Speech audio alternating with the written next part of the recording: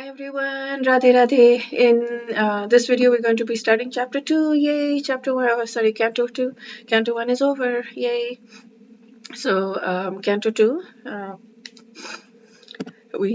chapter 1 is what we're going to do. So, let us call out to Bhagavan Shri Krishna. Om Namo Bhagavate Vasudevaya. Om Namo Bhagavate Vasudevaya. Om Namo Bhagavate Vasudevaya.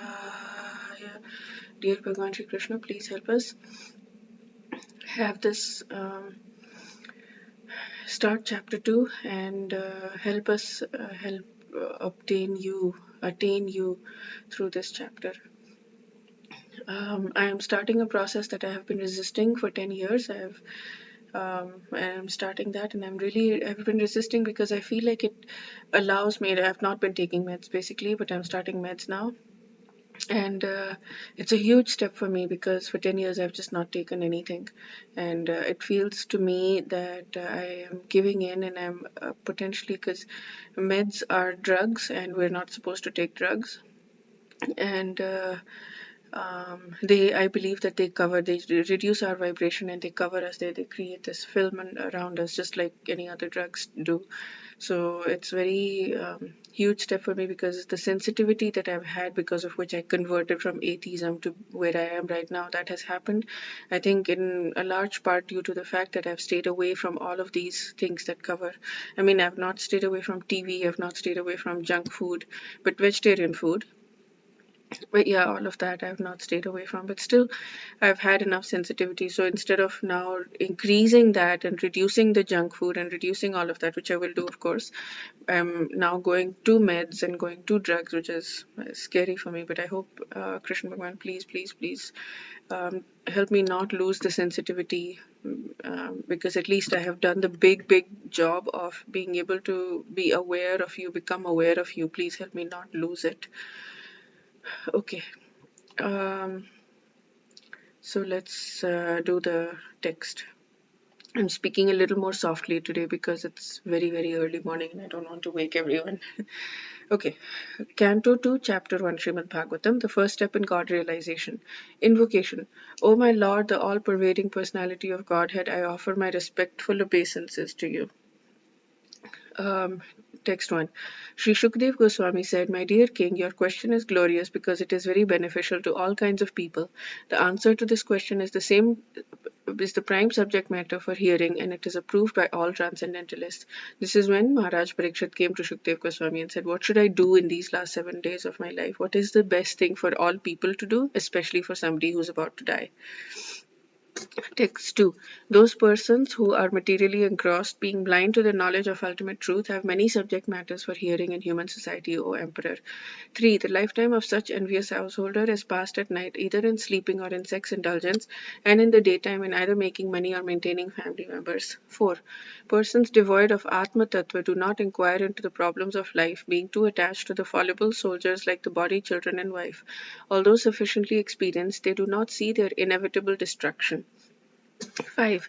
O descendant of King Bharat, one who desires to be free from all miseries must hear about, glorify, and also remember God, who is the super soul, the controller, and the savior from all miseries. 6. The highest perfection of human life, achieved either by complete knowledge of matter and spirit, by practice of mystic powers, or by perfect discharge of occupational duty, is to remember God at the end of life. 7. O King Parikshit, mainly the topmost transcendentalists who are above the regulative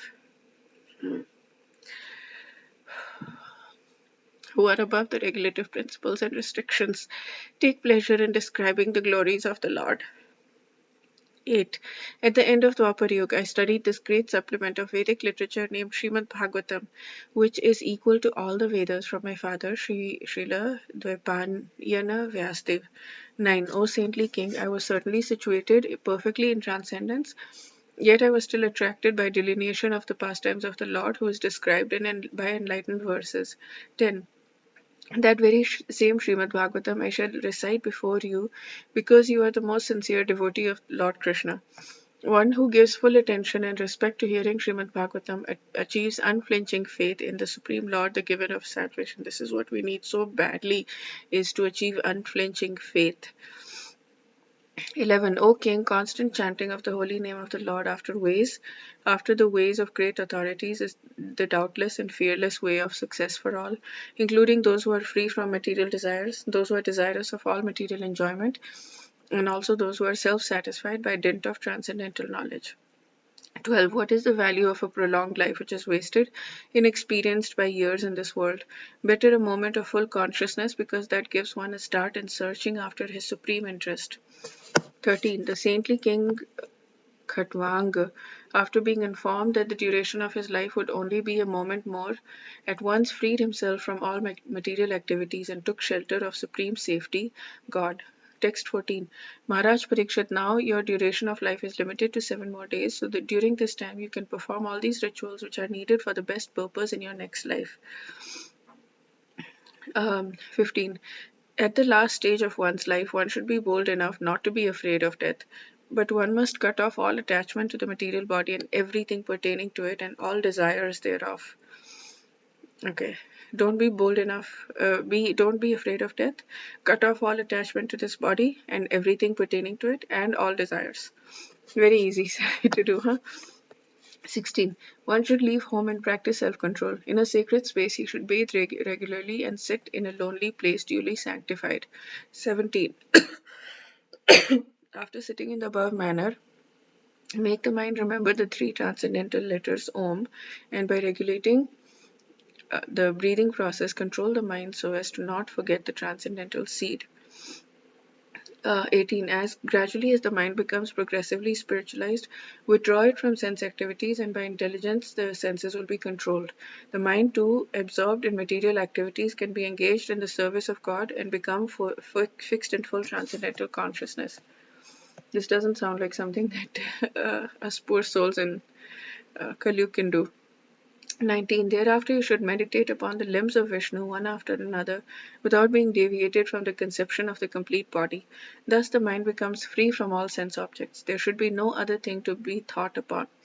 Because God, Vishnu, is the ultimate truth, the mind becomes completely reconciled in Him only. 20. One's mind is always agitated by the passionate mode of material nature and bewildered by ignorant mode of nature. So, one can rectify such conceptions by the relation of Vishnu and thus become pacified by cleansing dirty things created by them. So when we think of Vishnu, all these Rajas mode and Tamas mode disappear. 21. O King, by this system of remembrance and by being fixed in the habit of seeing the all-good personal conception of the Lord, one can very soon attain devotional service to the Lord under His direct shelter. Oh, so by doing all of this, we can attain devotional service under his shelter. 22. The fortunate King Parikshit, inquiring further, said, O Brahmana, please describe in full detail how and where the mind has to be applied, and how the conception can be fixed so that dirty thing in a person's mind can be removed. 23. Shukdev Goswami answered, one should control the sitting posture, regulate the breathing process by yogic pranayam, and thus control the mind and senses with intelligence, apply the mind to gross potencies of the Lord called Virat Roop. Okay. 24. This gigantic manifestation of the phenomenal material world as a whole is the personal body of the Absolute Truth, wherein the universal resultant past, present, and future of material time is experienced. 25. The gigantic universal form of God within the body of the universal shell, which is covered by sevenfold material elements, is the subject for the Virat conception. 26. Persons who have realized it have studied that the planets known as Patal constitute the bottoms of the feet of the universal Lord, and the heels and toes are Rasatal planets. The ankles are Mahatal planets, and his shanks constitute the Talatal planets. Okay. So it's one universe in his Virat Roop, basically. And then they're different planetary systems and different parts of his body. 27. The knees of the universal form are planetary systems named Sutal, and the two thighs are Vital and Atal planetary systems. The hips are Mahital. The outer space is the depression of his navel. 28. The chest of the original personality of the gigantic form is the luminary planetary system. His neck is Mahar planets, his mouth is Janas planets, his forehead is Tapas planetary system. The topmost planetary system, Satyalok, is the head of he who has 1000 heads. That's Brahma. Well, our Brahma has 4 heads. But where is Bhulok, our planet, our planetary system? 29. His arms are the demigods, headed by Indra. His 10 directional sides are ears. His physical sound is his sense of hearing. His nostril are the 2 Ashwini Kumars. His material fragrance is his sense of smell. His mouth is blazing fire. 30. The sphere of outer space constitutes his eye pits, and the eyeball is the sun of the power, as the power of seeing. His eyelids are both day and night, and his movements of his eyebrows, Brahma, and similar supreme personalities reside. His palate is the director of water, Varun, and the juice or essence of everything is his tongue. 31. They say the Vedic hymns are the cerebral passage of the Lord, and his jaws of teeth are Yaman, god of death, who punishes the sinners. The art of affection is his set of teeth, and the most alluring illusory material energy is his smile. The great ocean of material creation, this great ocean of material creation is but the casting of his glance upon us. 32. Modesty is the upper portion of his lips, hankering is his chin, religion is the breast of the Lord, and irreligion is his back. Brahmaji, who creates all living beings in the material world, is his genitals, and the Mitra Varunas are his 2 testicles. His ocean is his waist, and the hills and mountains are the stacks of his bones. Wow. 33. O king, the rivers are the veins of his gigantic body, and the trees are the hairs of his body, and the omnipotent air is his breath. The passing ages are his movements, and his activities are the reactions of 3 modes of material nature. 34. O best amongst gurus, the clouds which carry water are the hairs on his head, the termination of days or night are his tresses, and the supreme cause of material creation is his intelligence. His mind is the moon, the reservoir of all changes. Wow, this is quite a description. Absolutely had no idea. 35. The principle of matter, Mahat Tattva, is the consciousness of the omnipresent Lord as asserted by experts, and Rudra Dev is his ego. The horse, mule, camel, and elephant are his nails, and wild animals and all quadrupeds are situated in the belt zone of the Lord. 36. Varieties of birds are indications of his masterful artistic sense. Manu, the father of mankind, is the emblem of his standard intelligence, and humanity is his residence. The celestial species of human beings, like the Gandharvas, Vidyadharas, Charanas, and angels, all represent his musical rhythm, and the demoniac soldiers are representations of his wonderful prowess. Okay.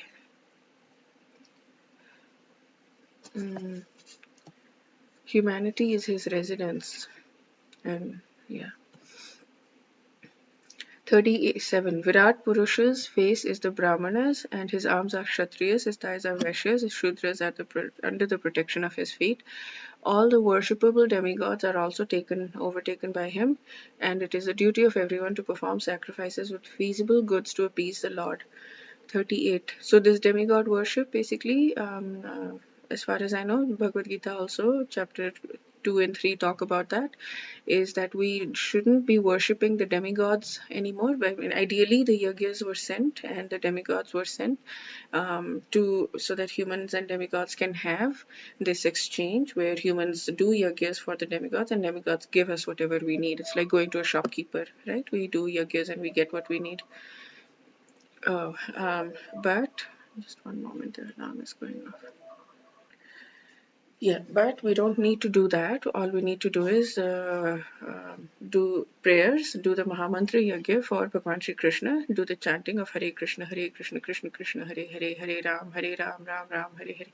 We do this chanting of the Mahamantra, and that is like watering the root of the tree. So when we're satisfying Krishna, then we're satisfying all demigods. So we don't need to do all of these things. Okay, so let's continue. 38. I have thus explained to you the gross material gigantic conception of God. One who seriously desires liberations concentrates his mind on this form of the Lord, because there is nothing more than this in the material world. 39. One should concentrate his mind upon God, who alone distributes himself in so many manifestations, just as ordinary persons create thousands of manifestations in dreams. One must concentrate the mind on him, the only all blissful absolute truth. Otherwise, one will be misled and will cause his own degradation.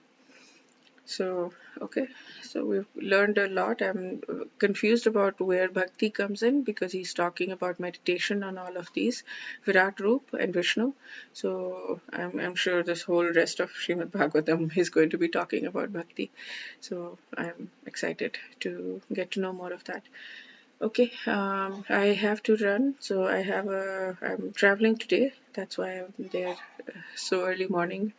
So, I will potentially miss a few days, I'm not sure, but wish you a day filled with lots and lots of Krishna Bhakti and lots of clarity of mind, um, lots of sattvicness in your life that allows you to have clarity of mind, that allows you to see this, to have the sensitivity to understand um, the different aspects of bhakti and to grow in bhakti. Wish you a beautiful day. Radhe Radhe.